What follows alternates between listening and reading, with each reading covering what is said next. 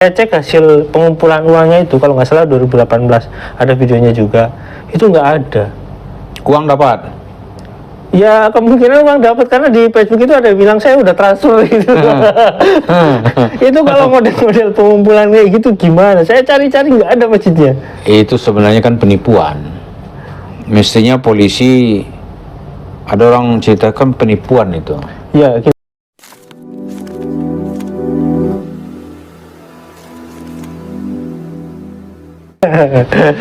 kalau masalah pundi-pundi uang ini saya ada satu video minum ya. Ya, ada satu video Pak Ustadz ya. Di sana Yusuf Mansur itu mengumpulkan uang untuk membangun masjid di Sevilla, Spanyol. Nah, saya cek-cek masjid itu di Sevilla itu cuma ada beberapa, dan itu masjidnya juga udah lama dan sebagian itu kayak di dalam ruko. Saya cek hasil pengumpulan uangnya itu, kalau nggak salah 2018, ada videonya juga, itu nggak ada. Uang dapat? Ya kemungkinan uang dapat, karena di Facebook itu ada yang bilang saya udah transfer gitu. Itu kalau model-model pengumpulan kayak gitu gimana? Saya cari-cari nggak ada masjidnya. Itu sebenarnya kan penipuan. Mestinya polisi, ada orang ceritakan penipuan itu. Ya gini, soal pengumpulan dana, ini soal pengumpulan dananya tipuan. Yang kedua, ini kan cerita aja Mansur. Ceritanya itu pasti yang jauh-jauh, yang orang nggak bisa membayangkannya gitu. Mau beli masjid di Sevilla, Spanyol, ya kan? Mungkin dia dengar kali, wah ini Muhammadiyah Jawa Timur beli masjid di Spanyol gitu. Kalau itu udah kejadian, kalau uangnya ada itu dibeli. Pokoknya banyak Muhammadiyah itu. Kalau Muhammadiyah nggak beli masjid, membeli gereja, ya. Lalu direnovasi, dirubah menjadi. Tapi memang uangnya banyak gitu Muhammadiyah. Dan ada buktinya. Silahkan dicek, misalnya ini kan ada dubes kita di sana gitu. Duta besar itu kan juga uang Muhammadiyah sendiri. Beli, karena Muhammadiyah sekarang mau menempuh cara kedua, bagaimana berdakwah, ada pijakan gitu.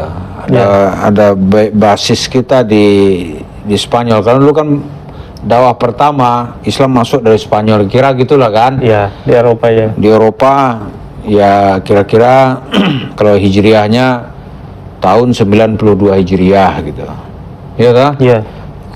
Tahun 92 hijriah itu ada perpustakaan juga di Spanyol. Ada. Lalu Islam berkembang di Spanyol selama 700 tahun. Kemudian 1492 Islam terusir. Karena kondisi global juga. Iya, masjid-masjid tadi itu kan dirubah menjadi gereja. Ya. Dan di sana juga ada raja yang sangat ibaratnya benci sekali dengan Islam, sampai lidahnya pada dipotongin kan. Kan ada tuh raja Philip dan Isabella kawin politik.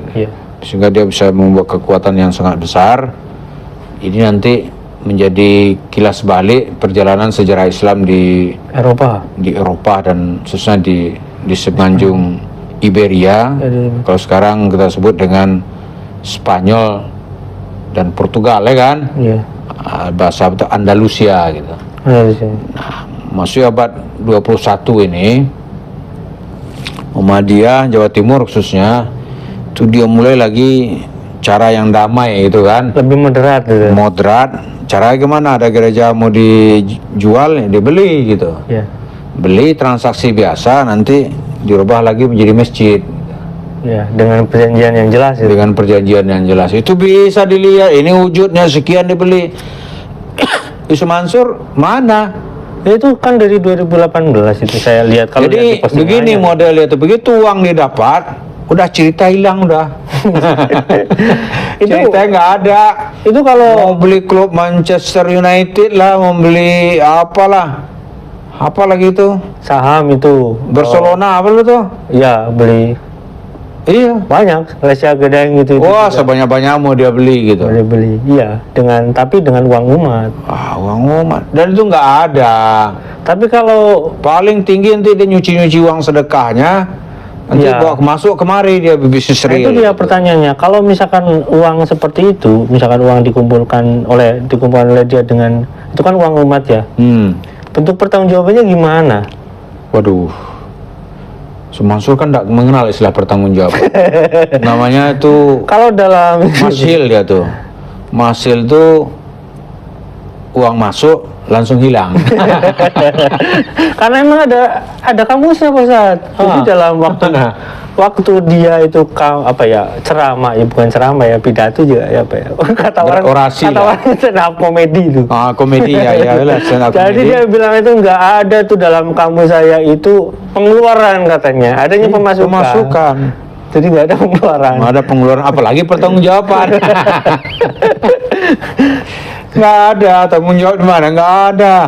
Paling kalau terdesak maafin aja deh.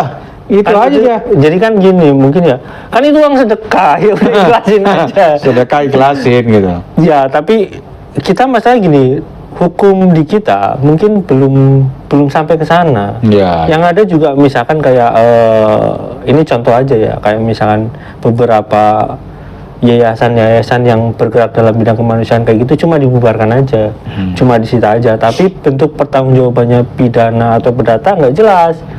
Padahal mungkin kayak misalkan saya sih husnuzon ada KTC mungkin benar gitu ya, tapi ngegaji ininya berlebihan 250 juta, gila itu ngegajinya. Mana ada yayasan itu ngegaji direktur sampai 250 juta? Kan itu uang umat. Tapi kan dia akhirnya ditangkap kan? Nggak tahu ditangkapnya ya. Tapi kan harusnya ditangkap semua banyak. Jadi emang kita belum sampai ke situ. Jadi celah inilah yang dilihat oleh Mansur sebagai ceruk yang harus digarap. Ini duitnya nih segar, ini duitnya kan. Cuannya aman gitu. Cuannya aman. Nah sekarang kan emang soal uang sedekah itu paling pelanggaran yang dilakukan oleh Mansur kan pelanggaran moral. Dan dia nggak kenal dengan keda-keda moral itu. Yang bermasalah sekarang ini kan yang ada materi hukumnya, misalnya investasi bodong ini kan, ya. Kemudian apa lagi itu kayak bangun hotel, tabung tanah, kemudian kayak gaji TKW dia potongin itu. Ya, dia ya itu emang ada cerita. Itu ada jejak hukumnya dan dia akan menghadapi nanti gitu. Kalau yang lain itu dia paling ngomong maafin dah, padahal jumlahnya banyak sekali gitu. Iya, jumlahnya banyak. Banyak. Ya jadi ya itu dia. Sebaiknya memang lebih dalam masalah sedekah terhadap misalkan kayak bangun masjid, bangun itu, sebaiknya ini masukan aja Mas ya. Ada regulasi yang pasti tentang penggunaan dana umat lah kayak gitu, biar hukum kita lebih jelas. Karena walaupun dibilang sedekah, tapi itu kalau digunakan untuk hal yang tidak baik itu sebenarnya pencucian uang juga. Pencucian uang ya. Harusnya. Karena itu ini memasukkan ya, karena itu harusnya undang-undang dibuat dengan baik lah, lebih komprehensif tentang dana umat. Nah, sekarang kalau misalkan ini korupsi misalkan ya, korupsi itu memang APBN misalkan. Tapi kan APBN itu juga pajak umat juga. Dan ada bahkan di sana ada ya uang sedekah umat juga, kadang Basnas dikorupsi misalkan ya. Nah, itu kan juga dana umat. Dan ini ketika orang mengumpulkan dana-dana seperti ini, kan sama aja korupsi. Sama. Bedanya apa? Sama aja, mestinya ya penerapannya itu menjangkau ke yang lebih luas. Harusnya konstruksi hukumnya juga masuk ke arah sana. Masuk sana. Jadi lebih jelas ya. Jadi pembukuan tentang ini lebih jelas. Menurut saya kayak gitu sih. Ini tambahan. Jadi terus mungkin sampai sini dulu ya teman. Kita istirahat dulu. Nanti kita bahas lagi tentang yang lebih seru lagi teman-teman.